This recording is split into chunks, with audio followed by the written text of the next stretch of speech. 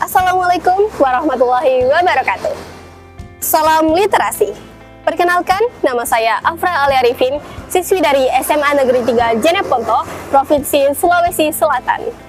Pada kesempatan ini, saya akan meresensi buku bertajuk Kehancuran Troy, karya Virgil yang diterjemahkan oleh A. Rahmatullah. Buku ini bukan hanya tentang perang besar yang melegenda, tetapi juga tentang sisi kemanusiaan, tentang harapan, tentang kehilangan, dan keberanian untuk memulai kembali. Buku Kehancuran Troy saya angkat dengan judul Api Abadi dari Troy. Kisah tentang perang Troy selalu meninggalkan kesan yang mendalam. Kebanyakan orang akan langsung mengingat pada kuda kayu yang licik atau tokoh legendaris seperti Achilles dan Helen. Namun, ada sisi lain di balik tragedi besar itu yang jarang disorot. Buku Kehancuran Troy, terjemahan karya epik Romawi The Aeneid, karya Virgil yang diterjemahkan ke dalam bahasa Indonesia oleh A. Rahmatullah, hadir untuk menyingkap bagian yang terlupakan. Bukan tentang kemegahan perang, melainkan tentang kepedihan manusia yang harus bertahan di tengah kehancuran. Buku setebal 134 halaman yang diterbitkan oleh Oncor Semesta Publisher pada tahun 2011 dengan nomor ISBN 978-602-968-2806 ini menyajikan kisah ribuan tahun lalu dalam bahasa Indonesia sederhana sehingga tetap bisa dinikmati oleh pembaca modern. Cerita bermula pada malam tergelap bagi bangsa Troy. Setelah bertahun-tahun lamanya berperang, pasukan Yunani akhirnya berhasil menembus benteng kota melalui tipu muslihat kuda kayu raksasa. Malam itu, Troy terbakar.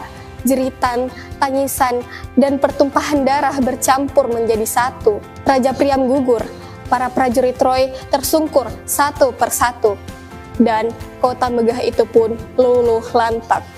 Di tengah kekacauan itulah Aeneas muncul.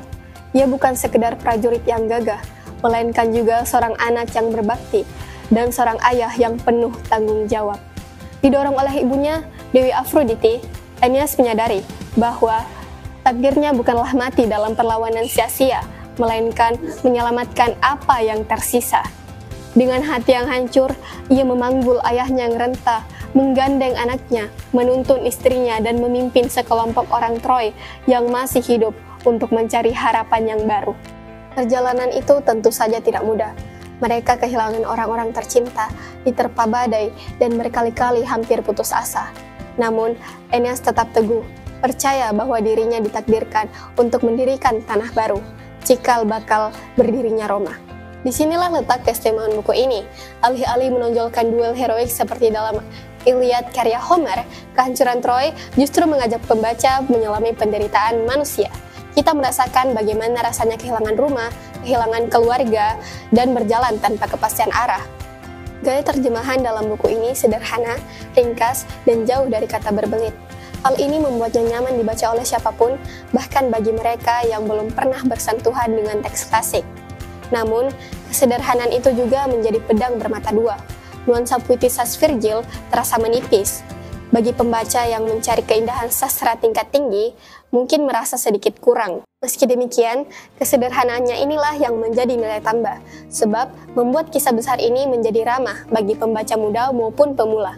Kekuatan buku ini terletak pada keberhasilannya membuka jalan bagi pembaca Indonesia untuk mengenal salah satu kisah terbesar dunia. Banyak orang yang tahu tentang Perang Troy, tapi tidak semua menyadari bahwa ada kelanjutan cerita setelah runtuhnya tembok kota itu. Di balik kepedihan, ada rasa tentang harapan. Kekurangannya hanya pada kedalaman detail. Dengan jumlah halaman yang terbatas, beberapa konflik batin Aeneas atau perjalanannya terasa terlalu ringkas. Namun, melihat siapa target pembacanya, hal ini bisa dimaklumi. Secara keseluruhan, Kehancuran Troy adalah bacaan ringan namun syarat makna. Ia mengingatkan kita bahwa dari puing-puing kehancuran pun masih bisa lahir kehidupan baru. Maka, jika Anda mencari bacaan yang ringan namun penuh makna, Kehancuran Troy patut menjadi pilihan. Ia bukan sekedar cerita tentang runtuhnya sebuah kota, melainkan juga api kecil yang menyala di hati manusia yang tidak menyerah.